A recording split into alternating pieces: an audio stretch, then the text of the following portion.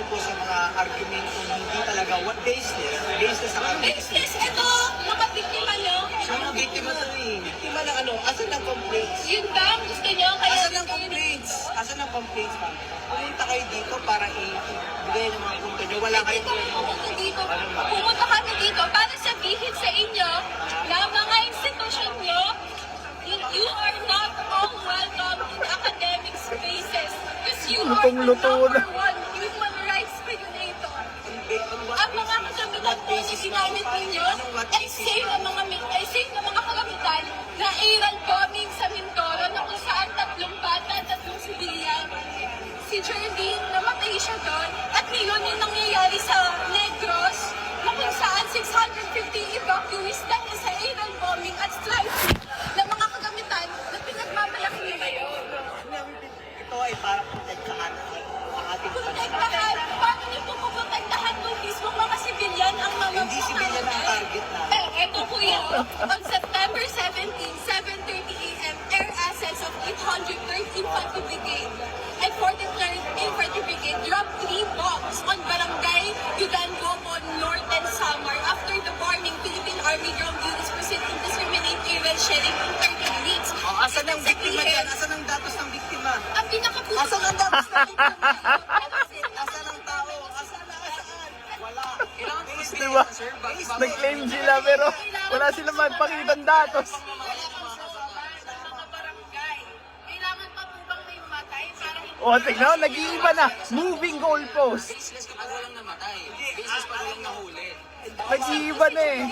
na wag namin, hindi po gusto niya sigaw. Ano kayo, ma'am? Yung sabi niya, ginagamit niya si Jordan, di ba, na wag namin tularan kasi nag-research siya labas sa school kasi pumunta siya sa Mindoro at therefore nung dun siya natagpuan kasama ang armadong grupo, sinabi niyo, yun ang dahilan bakit siya Dapat sagutin. Bakit nandun si Jeremy? Why is Jeremy there? Nasagot na po kanila. It's a legitimate. namin sinasagot yan, kuya. Ano? Bakit mag-research on what ground? And that's a legitimate purpose. Legitimate purpose of Actually, you know, PLM? Purpose. PLM? Alam niyo, ano yan? Kabataan Party List has a research arm? And what about it? If you're doing a legitimate research, Let us know. andun kami. ano po bang matayin po? And these were the same materials. Kinakat nila yung paliwanag ng Air Force. Alam niyo ba nung Si Father Paes po. daming nasunugan ngayon? Yes. Alam mo, if you Huwag niyo your pong armed i-deny. forces, Huwag niyo pong ito, i-deny. push. Bakit di po ako dinuturo? Bakit di kayo lumalapit sa akin? Grabe, nagpa-victim na nga agad ang muna. Grabe mo kasi. At mga students who are hearing right now, we should condemn this army. Grabe, lutong-luto na si Hindi po, Karen. nasa school pero may kinitaan. Hindi po.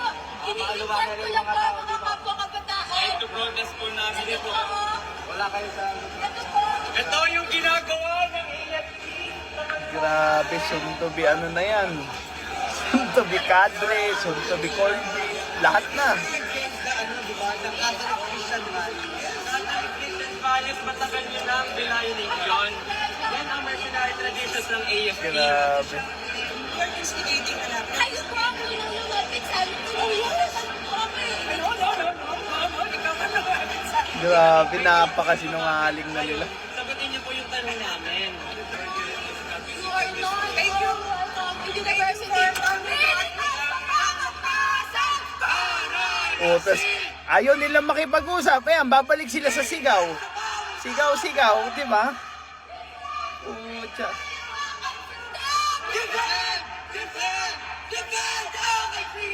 Grabe.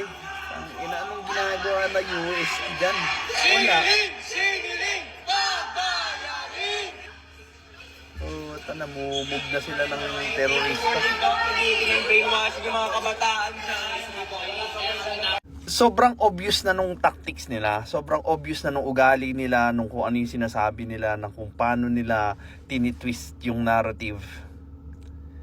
Pero marami pa rin talaga, sadly marami pa rin sa mga Pilipino, yung tingin nila, maganda yung pinaglalaban ng mga grupo na kinabibilangan nila.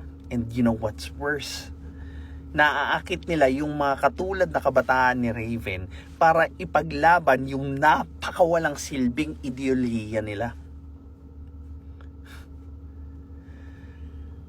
Ano nang nangyayari sa mga schools natin? Imbis na ipaglaban nila yung safety ng estudyante, natatakot silang mabrand ng mga grupong yan na diktador, pasista. Diba? Kaya ang ending, hinayaan na lang nila. Baka magkaroon pa ng backlash doon sa grupo. I mean, kung ako yung magulang, ba't ko pag-aaralin yung anak ko sa ganyang klaseng institusyon? Walang bayag. Well, this is Pinoy Extreme. Have a good day. This is Pinoy Extreme.